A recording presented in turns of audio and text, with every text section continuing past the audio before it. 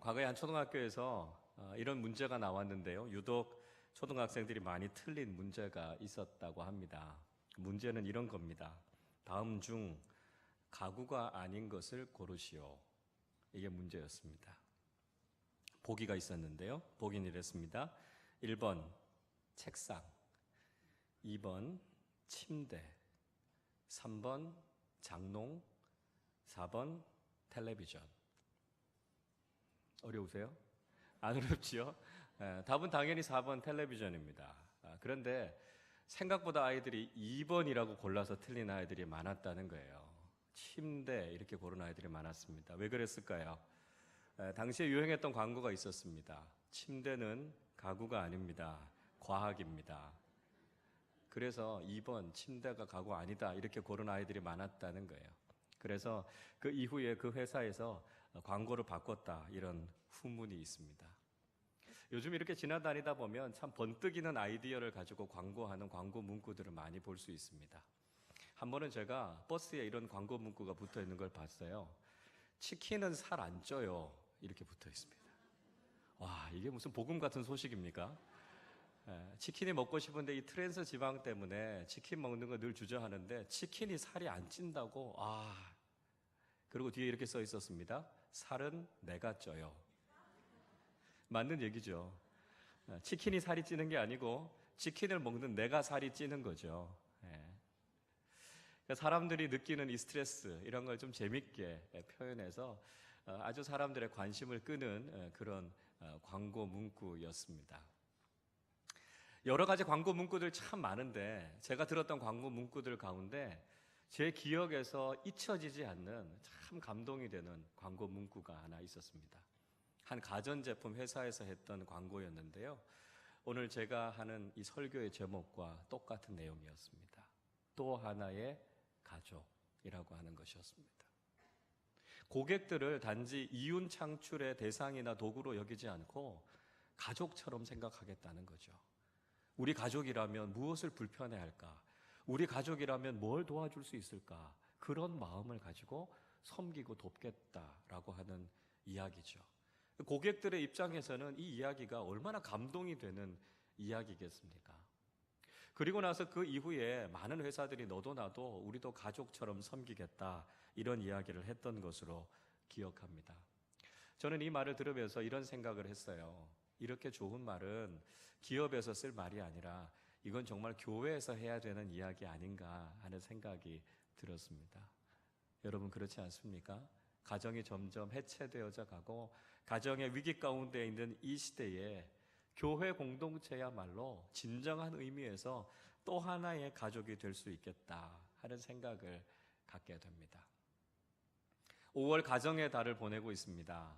우리는 우리의 가정이 그 어느 것보다도 행복해지기를 간절히 바라고 있습니다. 그러나 우리의 바람, 우리의 기대와는 달리 점점 더 가정이 위기 가운데 처해 있고요. 가정이 어려움을 겪고 있다는 소식을 우리는 참 많이 듣고 있습니다. 최근에도 생활고 때문에 비관적인 선택을 했던 한 가정의 모습을 보면서 사회적인 안전장치, 보호장치가 있어야 되는 것이 아닌가 하는 목소리가 점점 더 높아져 가고 있습니다. 가정 안에 폭력이 있고요. 가정 안에서 여전히 학대하는 일들이 있습니다. 가정 안에서 가장 존중받고 가장 사랑받아야 할 우리의 가족들, 우리의 자녀들이 오히려 가정 안에서 상처를 입고 아픔을 경험하는 역기능의 가정들이 점점 더 늘어가고 있습니다. 부모님들 사이의 갈등, 이혼으로 인해서 할아버지, 할머니와 살고 있는 조손 가정들도 점점 늘어가고 있습니다. 이런 사회적인 환경, 분위기 속에서 결혼을 미루고 출산을 기피하는 여러 가지 세태들이 오늘날 가정의 상황을 점점 더 어렵게 만들고 있는 걸 우리가 볼 수 있습니다. 자, 여러분, 이런 상황 속에서, 이런 세상 속에서 교회는 다시 한번 이 가정의 가치가 얼마나 소중한가 하는 것을 회복시키는, 불러일으키는 역할을 해야 한다는 것이죠. 저는 교회가 이 역할을 할 수 있다고 믿습니다. 전에도 말씀드렸던 것처럼 하나님께서 이 세상에 가장 소중한 두 개의 공동체를 남겨두셨습니다. 그게 바로 가정이고요. 또 하나가 교회죠. 하나님께서 만드신 가정과 교회, 우리 그리스도인들은 바로 이 소중한 공동체를 잘 지켜나가고 세워나가는 일을 해야 한다는 것이죠. 많은 교회들이 가지고 있는 슬로건들 중에 이런 슬로건이 있습니다. 교회 같은 가정, 가정 같은 교회, 이런 슬로건이 있죠. 여러분도 아마 들어보셨을 겁니다. 가정은요, 꼭 교회 같은 가정이 되면 참 이상적인 가정이 된다는 거죠. 가족들이 함께 모이면 하나님 앞에 예배하고 하나님의 말씀을 나누는 그런 신앙 공동체가 되면 가정이 가장 아름다운 가정이 된다는 겁니다. 그래서 우리 가정이 믿음 위에 든든히 세워질 때 우리 가정이 가장 아름다운 모습이 된다는 것이죠. 그래서 우리 교회에서는 다음 달부터 여러분 가정에서 예배 드릴 수 있도록 가정 예배 책자를 만들어서 여러분 나눠드리려고 합니다. 여러분들의 가정에서 하루 패밀리 데이라고 하는 가족들이 함께 모여서 예배할 수 있는 날을 정하시고요. 가족들이 모일 때마다 예배하는 가정이 되실 수 있기를 바랍니다. 동시에 교회는요, 꼭 가정 같은 교회가 되면 정말 좋은 교회의 모습이 된다는 거죠. 교회 안에서 교우들이 함께 만났을 때 마치 가족같이 사랑을 나누면서 살아갈 수 있으면 그 교회 공동체가 가장 아름다운 모습이 된다는 것입니다. 우리 교회가 5월 한 달 동안 아가페 행사 진행하고 있습니다. 아름다운 가족 페스티벌. 그래서 우리의 가정과 우리의 교회를 믿음 위에 세우고 우리의 가정 교회에 하나님의 사랑이 넘쳐나기를 위해서 우리가 함께 기도하고 있습니다. 우리의 모든 가정이, 우리 교회가 하나님의 사랑과 하나님의 은혜가 충만한 믿음의 공동체가 되실 수 있기를 바랍니다. 하나님께서 우리에게 선물로 주신 이 소중한 공동체, 우리가 아끼고 사랑하고 관심을 가지고 믿음 안에 사랑 안에 세워나가실 수 있기를 바랍니다. 지난 주간에 참 오랜만에 제가 영화 한 편을 봤습니다. 꼭 소개하고 싶어서 여러분들에게 시간 말씀드리는데요. 제목이 교회 오빠, 이런 영화입니다. 아마 보신 분들도 있으시리라고 생각이 되는데요. 고 이관희 집사님과 부인이 되는 오은주 집사님, 이 가정의 이야기를 다루고 있는 다큐멘터리 실화 영화입니다. 이 가정에 무슨 일이 있었던 걸까요? 이 가정에 딸 소연이가 태어나고 한 달이 채 되지 않아서 남편인 이관희 집사님이 대장암 4기인 것이 밝혀졌습니다. 그래서 항암 치료를 받게 됐는데요. 항암 치료를 마치고 나서 채 일주일이 되지 않아서 부인인 오은주 집사님이 혈액암 4기로 판명을 받게 됩니다. 이 부인 집사님은 그래도 치료를 잘 받아서 잘 회복이 되셨는데 결국은 남편인 이관희 집사님은 암이 재발되고 고통스러운 치료 과정 속에서 결국은 하나님의 부르심을 받고 맙니다. 정말 현대판 욥과 같은 그런 고난의 시간을 보내지만 그 속에서도 하나님을 향한 신뢰와 믿음을 잃지 않습니다. 주님께 원망하기보다는 오히려 감사하고 그 시간이 주신 의미가 무엇인가를 깊이 되새겨보는 정말 귀한 믿음의 모습을 가지고 살아가시는 이 부부의 모습이 얼마나 큰 은혜가 되고 얼마나 큰 감동이 됐는지 모릅니다. 또 이 영화 속에서 한 가지 깨닫게 된 것, 하나님께서 우리에게 주신 가정이라는, 교회라고 하는 공동체가 얼마나 소중한가, 얼마나 큰 선물인가 하는 걸 다시 한번 깨닫게 됐습니다. 이 고난의 시간 동안에 믿음의 가정이 서로를 지지하고 격려하는 것이 얼마나 큰 힘이 되는지, 또 교회 공동체가 함께 이 일을 위해서 기도하고 염려하고 걱정하는 것이 얼마나 큰 위로가 되는지를 이 영화를 통해서 다시 한번 경험할 수 있었습니다. 제가 알기로는 아마 이번 주 수요일까지 분당에서도 상영을 하는 것으로 알고 있습니다. 여러분, 우리 가족들과 함께 또 우리 작은 교회 식구들과 함께 꼭 가셔서 이 영화 보시면 좋겠습니다. 가서 영화 보실 때 손수건 챙겨가는 거 잊지 마십시오. 참 하나님께서 주시는 특별한 은혜, 특별한 감동을 경험하시는 귀한 시간이 되실 겁니다. 그리고 하나님께서 우리에게 주신 소중한 것들, 소중한 가치들 감사하고 또 누리며 하나님 앞에 영광을 돌려드리는 귀한 시간을 가지실 수 있기를 바랍니다. 오늘 우리가 읽었던 본문의 말씀, 예수님의 가족들에 대한 이야기를 하고 있습니다. 예수님에게도 육신의 가족들이 있었습니다. 마태복음 13장 55절과 56절의 말씀은 이렇게 이야기하고 있습니다. 이는 그 목수의 아들이 아니냐? 그 어머니는 마리아, 그 형제들은 야고보, 요셉, 시몬, 유다라 하지 않느냐? 그 누이들은 다 우리와 함께 있지 아니하냐? 그런즉 이 사람의 이 모든 것이 어디서 났느냐 하고 말씀합니다. 우리가 잘 아는 것처럼 예수님의 아버지는 요셉이고요, 어머니는 마리아였습니다. 아버지의 직업은 목수였죠. 예수님에게 여러 남동생들이 있었습니다. 그 이름이 야고보, 요셉, 시몬, 유다였습니다. 그리고 예수님에게 여동생들도 있었다, 이렇게 이야기하고 있습니다. 오늘 본문의 말씀은 예수님의 가족들이 예수님을 찾아왔다, 이렇게 말씀하고 있습니다. 오늘 본문 46절과 47절의 말씀인데요, 우리 함께 읽어보겠습니다. 예수께서 무리에게 말씀하실 때에 그의 어머니와 동생들이 예수께 말하려고 밖에 섰더니 한 사람이 예수께 여짜오되 보소서 당신의 어머니와 동생들이 당신께 말하려고 밖에 서 있나이다 하니. 예수님께서 한 집에서 사람들을 가르치고 계셨습니다. 그리고 어떤 사람이 예수님의 가족들이 찾아왔다라고 하는 소식을 예수님께 전해주죠. 여러분, 예수님의 가족들이 왜 찾아왔을까요? 어렵지는 않은 것 같습니다. 예수님을 만나기 위해서 오지 않았겠습니까? 예수님께서 공생의 사역을 시작하시고 워낙 바쁜 시간을 보내셨기 때문에 얼굴을 볼 틈도 없었습니다. 그래서 이렇게라도 와서 예수님의 얼굴을 한번 보기 위해서 가족들이 찾아왔을 것입니다. 가족에 대한 그리움 같은 것이겠죠. 그러나 여러분, 가족들이 찾아온 또 다른 이유가 있었을 것이다 라고 하는 것을 우리가 짐작해 볼 수 있습니다. 왜냐하면 예수님의 가족들 가운데 모든 사람들이 다 예수님에 대해서 호의적이지는 않았기 때문에 그렇습니다. 마가복음 3장 21절의 말씀을 제가 세번역 성경으로 읽어드리겠습니다. 예수의 가족들이 예수가 미쳤다는 소문을 듣고서 그를 붙잡으러 나섰다, 이렇게 말씀합니다. 예수님의 가족들 가운데 예수님께서 미쳤다 이렇게 말하는 사람들이 있었다는 것입니다. 왜 그랬겠습니까? 예수님께서 당시의 율법과 유대 사회의 질서 전체를 다 송두리째 흔들고 계셨기 때문입니다. 예수님께서 가는 곳마다 유대 종교 지도자들과 논쟁을 벌이셨습니다.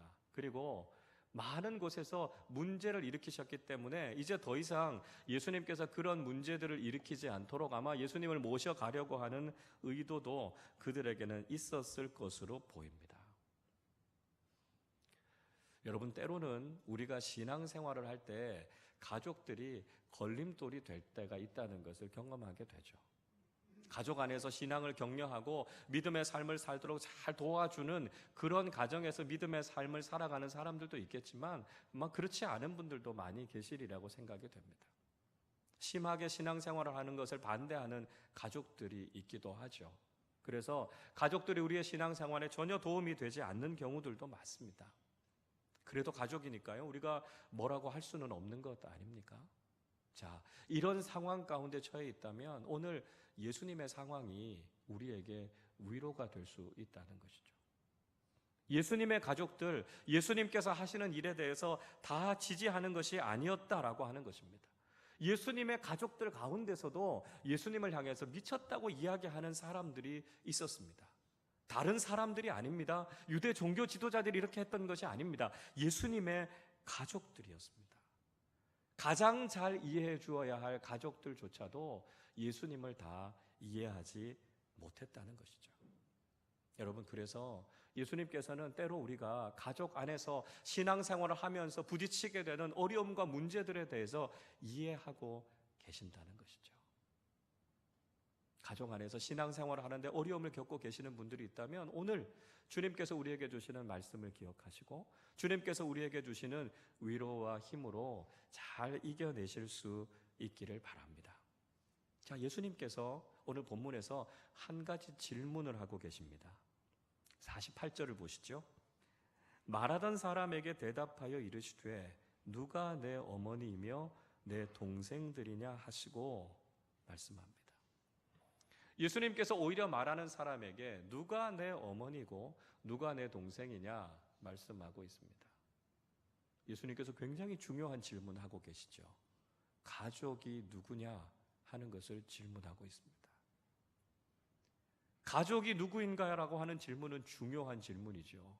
내 인생에 있어서 가장 소중한 사람이 누구냐는 질문입니다. 내가 가장 사랑하는 사람이 누구냐는 질문이죠. 우리는 가족들에 대해서 다 특별한 사랑을 가지면서 살아가고 있습니다. 근데 때로는 그 사랑이 너무 이기적이 되거나 또는 배타적이 되기 때문에 문제가 되기도 하죠. 내 가족들 또 내 자녀들이 잘 되기 위해서 때로는 불법이나 편법을 쓰는 경우들을 우리가 보게 됩니다. 내 가족의 유익을 위해서 내가 가지고 있는 지위, 내가 가지고 있는 힘을 바르고 공정하게 써야 되는데 때로는 부당하게 쓰는 일들 때문에 문제가 일어나는 것들을 보게 되지 않습니까? 그러니까 우리가 이런 이기적인 가족관에서부터는 좀 벗어나야 된다는 거죠. 우리가 우리의 육신의 가족들만 생각하는 이런 편협한 생각은 우리가 극복해야 될 부분이다라고 하는 것이죠. 여러분, 그렇다고 해서 예수님께서 육신의 가족들에 대해서 무시하거나 소홀히 여기셨던 것은 아니었다는 것이죠. 예수님께서도 육신의 가족들을 사랑하시고 특별한 관심을 보이셨던 걸 볼 수 있습니다. 예수님께서 십자가에 달리셨을 때 예수님께서는 어머니 마리아를 사랑하는 제자 요한에게 부탁하셨습니다. 요한복음 19장 27절은 이렇게 말씀합니다. 또 그 제자에게 이르시되 보라 내 어머니라 하신대 그때부터 그 제자가 자기 집에 모시니라 말씀합니다. 예수님께서 십자가 위에서 육신의 죽음을 경험하고 있는 그 상황 속에서도 육신의 어머니인 마리아를 염려하셨습니다. 그래서 사랑하는 제자에게 그 어머니 마리아를 부탁하셨고 요한이 마리아를 계속해서 모시게 됐던 거죠.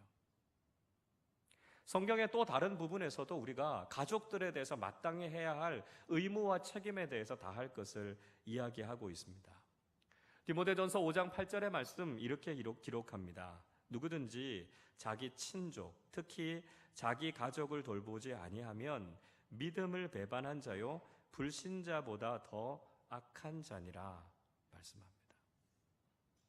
자신의 가족을 돌보지 않는 것, 이것은 믿음이 없는 사람보다 더 악한 일이다 이야기하고 있습니다. 우리가 그리스도인이라면 가족들을 사랑하고 가족들을 챙기는 일에 가장 먼저 나서야 한다라고 하는 것이죠. 믿음을 핑계로 우리가 가족들에게 해야 할 의무와 책임을 다하지 않아서는 안 된다는 거죠. 우리가 열심히 신앙생활 한다는 핑계로 또 가족들과 우리의 신앙이 다르다는 이유 때문에 우리가 가족으로서 마땅히 해야 할 의무와 책임을 소홀히 하는 것은 바람직하지 않다고 성경은 우리에게 말씀하고 있습니다. 자, 그렇다면 오늘 예수님께서 이 말씀을 통해서 우리에게 들려주고 싶어 하시는 것은 무엇일까요? 오늘 본문 50절의 말씀인데요. 이 50절을 함께 읽어보도록 하겠습니다. 누구든지 하늘에 계신 내 아버지의 뜻대로 하는 자가 내 형제요 자매요 어머니이니라 하시더라. 아멘. 예수님께서 오늘 아주 중요한 가족에 대한 의미 한 가지를 말씀해 주고 계십니다. 가족에 대한 새로운 개념을 이야기해 주시는 거죠. 누가 우리의 진정한 가족인가 하는 것을 말씀하고 있습니다. 예수님께서는 하나님의 뜻대로 행하는 자가 우리의 가족이라고 말씀하십니다. 하나님의 말씀을 지키고 따르는 사람들이 우리의 가족이라는 것이죠. 우리의 육신의 가족뿐만이 아니라 믿음 안에서 하나 된 우리 모두가 하나님 안에서 가족이라고 하는 것을 이야기하고 있는 것입니다. 여러분, 우리는 예수 그리스도의 보혈 안에 하나 된 영적인 가족입니다. 우리는 하나님을 아버지로 모시는 하늘 가족이죠. 그래서 우리가 하나님의 뜻을 따라 하나님의 말씀을 지키며 믿음 안에 하나 되며 살아가는 우리가 바로 가족이라고 말씀하고 계시는 겁니다. 그래서 우리 그리스도인들은 이 가족에 대한 개념을 확장시켜 나가야 한다는 것이죠. 더 넓은 관심을 가지고 더 많은 사람들이 우리의 가족이라고 하는 것을 우리가 기억하면서 살아야 한다는 것입니다. 여러분, 이 말씀은 우리에게 굉장히 큰 축복의 말씀이죠. 왜냐하면 이렇게 많은 분들이 우리의 가족이기 때문에 그렇습니다. 이렇게 좋은 분들이 우리의 가족이 되기 때문에 그렇습니다. 우리가 이 믿음의 공동체 안에서 가족이 경험할 수 있는, 세상에서는 감히 경험할 수 없지만 믿음 안에서 우리의 가족들이 경험할 수 있는 주님의 사랑을 바로 이곳에서, 우리의 관계 속에서 경험할 수 있기 때문이죠. 자, 여러분, 그런 의미에서 우리 한번 인사해 보실까요? 옆에 분들을 한번 보시고요. 이렇게 인사하겠습니다. 우리는 가족입니다. 한번 인사하겠습니다. 우리는 가족입니다. 그렇습니다. 우리는 가족입니다. 우리는 남이 아닙니다. 우리는 예수 그리스도의 보혈 안에 한 가족입니다. 그래서 우리 안에서 우리는 가족의 사랑을 함께 나누게 되는 것이죠. 교회 안에서 가족과 같은 사랑을 가장 깊이 나눌 수 있는 곳이 바로 작은 교회입니다. 소그룹 공동체죠. 우리는 소그룹 안에서 더 친밀하게 가족과 같은 사랑을 함께 나누게 되는 것이죠. 우리가 살아가는 사회가 글로벌 시대가 되다 보니까 우리 가족들과 자녀들이 가까이 살지 않고 멀리 사는 경우들이 많습니다. 그러니까 급하고 중요한 문제들이 생겨도 가족들의 도움을 받기가 그렇게 쉽지 않을 때가 많은 것이죠. 그러나 우리 주변에는 믿고 신뢰할 수 있는 또 하나의 가족, 좋은 가족들이 있습니다. 우리 교회 안에서, 우리 작은 교회 안에서 정말 믿음 안에 한 가족된 사랑하는 가족들을 우리가 만나게 되는 거죠. 그래서 혹시 병원에 입원해 있으면 가서 서로 돌봐주고, 또 이사를 하거나 자녀들의 문제가 생기면 마치 내일인 것처럼 발벗고 나서서 도와줄 수 있는 좋은 가족들이 우리 주변에 있다는 것, 놀라운 축복이죠.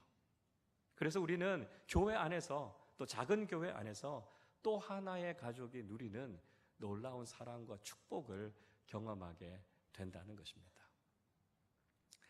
제가 지난 교회를 섬기면서 아주 딱한 장례를 한번 한 적이 있습니다.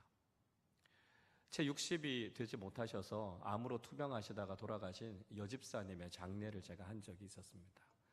이 여집사님의 슬하에 세 남매가 있었습니다. 큰딸이 27살, 그 아래 큰아들이 25살, 작은 아들이 23살 난 세 자녀를 두고 있었습니다. 물론 셋 다 결혼하지 않았습니다. 그런데 더 충격적이었던 것은 그 집사님 장례를 치르고 일주일이 지난 이후에 그 아이들의 아버지, 그러니까 그 집사님의 남편이 돌아가셨다는 소식을 듣게 됐습니다. 일주일 만에 같은 가정의 장례를 2번 치르게 됐습니다. 아내가 죽고 나서 이 남편분이 상심에 빠져서 그 전날 밤에 치사량 이상으로 술을 마시고 새벽에 심장마비로 갑자기 세상을 떠나신 겁니다. 일주일 전만 해도 유족 대표로 저와 함께 이야기를 나누던 그분이 시신이 되셔서 제가 그분의 장례를 치르고 있으니까 제 마음도 참 착잡하고 마음이 참 힘들었습니다. 게다가 세 자녀들은 졸지에 고아가 되고 말았습니다. 게다가 큰아들이었던 이 25살 난 아들이 정신적인 장애가 있었습니다. 사연을 들어보니까요, 중학교 때 아버지에게 심하게 맞았다 그래요. 그래서 그 충격 때문에, 그 트라우마 때문에 정신장애를 갖고 있었습니다.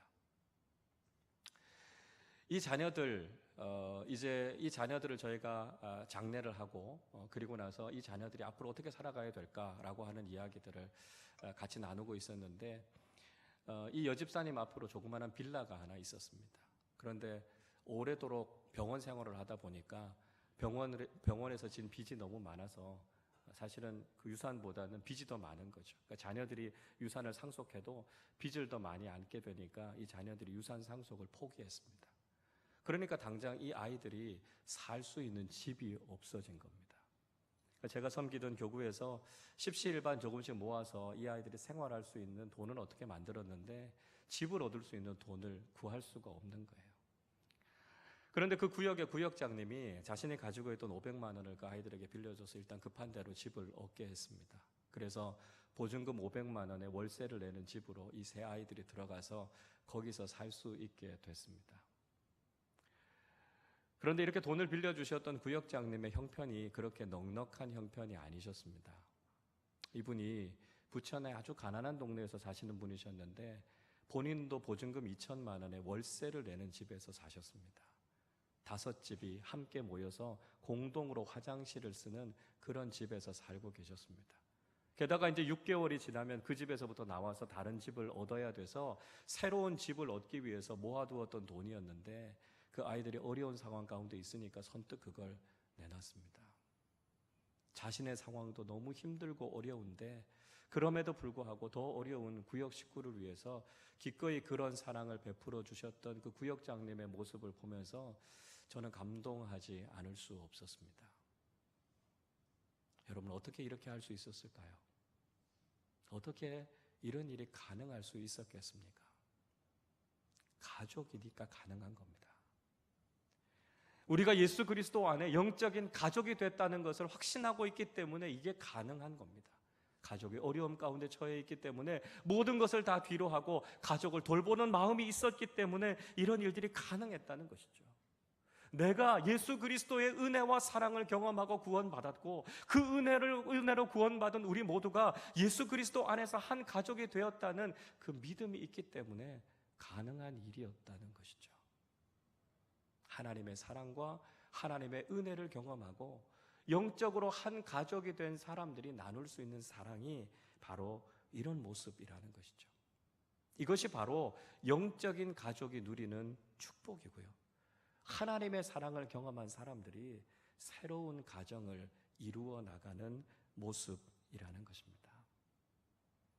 여러분, 교회의 가장 바람직한 모습은 가족입니다. 그냥 가족 같은 것이 아니라 가족이어야 합니다. 그래서 믿음 안에서 교회 공동체 안에서 하나 된 우리는 가족의 사랑을 함께 나누는 것이죠. 교회가 점점 규모가 커져가니까 교회 전체적으로는 우리가 이런 가족의 사랑을 나누기가 쉽지 않습니다. 그래서 우리는 소그룹을 통해서 작은 교회를 통해서 이런 가족의 사랑을 함께 나누고 있습니다. 이 자리에 있는 여러분 모두가 우리 아름다운 교회 안에 있는 작은 교회에 꼭 함께 참여하실 수 있기를 바랍니다. 그 작은 교회 안에서 우리가 가족 되었음을 확인하고 가족의 사랑을 함께 나누는 축복을 누리실 수 있기를 바랍니다. 적어도 우리 아름다운 교회에 출석하는 모든 분들은 작은 교회 한 식구가 되셔서 작은 교회 안에서 더 풍성하고 아름다운 하나님의 사랑을 경험하실 수 있기를 바랍니다.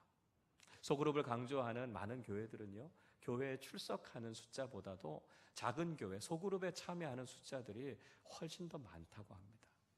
여러분, 저는 우리 아름다운 교회가 그렇게 됐으면 좋겠습니다. 우리가 작은 교회 안에서 함께 모여서 편안하게 부담 없이 믿음의 삶을 함께 나누고 그곳에서 신앙생활을 시작하는 분들이 점점 더 많아지셨으면 좋겠습니다. 우리 작은 교회가 불신자들과 우리의 이웃들을 작은 교회 안에 초청하고 그곳에서 가족의 사랑, 하나님의 은혜를 경험할 수 있는 믿음의 공동체가 되셨으면 좋겠습니다. 여러분, 작은 교회는 우리 아름다운 교회로 들어오는 징검다리와도 같습니다. 아직 믿지 않는 분들은 교회에 금방 발을 들여놓기를 꺼려하는 경우들이 많습니다.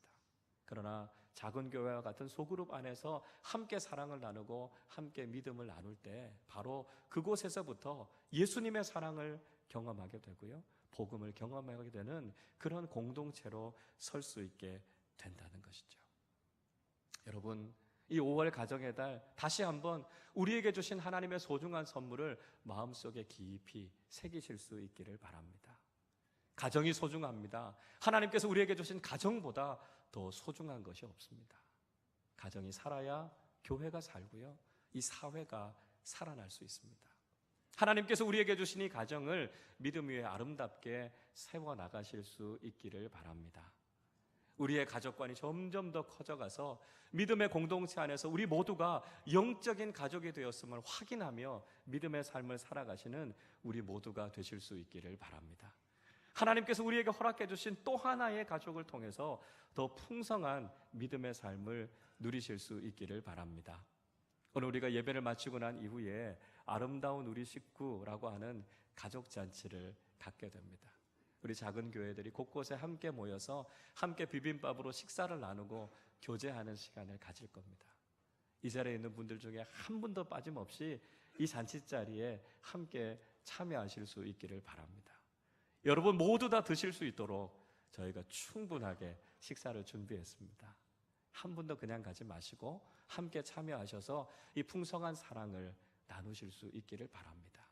그리고 주님 안에서, 믿음 안에서 우리가 한 가족 되었음을 확인하고 또 하나의 가족이 되는 놀라운 축복을 경험하시는 우리 모두가 되시기를 주님의 이름으로 축원합니다. 기도하겠습니다. 하나님 아버지 감사합니다. 예수 그리스도의 보혈로 우리를 구원하여 주시고 이 귀한 믿음의 공동체 안에서 한 가족, 한 식구가 되게 하심을 감사합니다. 세상이 점점 더 메말라져 가고 가정이 위기 가운데 처해져 있는 이 시대 속에서 우리의 가정이 믿음 위에 더욱 든든히 서게 하여 주시고 교회 공동체 안에서 가족과 같은 사랑을 나누는 복된 믿음의 삶을 살아가는 우리 모두 되게 하여 주옵소서. 우리 작은 교회들을 축복하여 주시고 모이기를 더욱 힘쓰게 하여 주시며 모일 때마다 하나님의 풍성한 은혜와 사랑을 나누는 복된 믿음의 공동체가 되게 하여 주시옵소서. 하나님 우리가 신앙생활하는 동안 결코 외롭지 않게 하여 주시고 믿음 안에 좋은 친구들, 좋은 가족들을 만나 서로 돌보고 격려하며 축복하는 천국과 같은 믿음의 공동체를 이루고 하나님께서 주시는 놀라운 기쁨과 사랑을 경험하는 우리 모두 되게 하여 주옵소서. 감사드리며 우리 주님 예수 그리스도의 이름으로 기도하옵나이다. 아멘.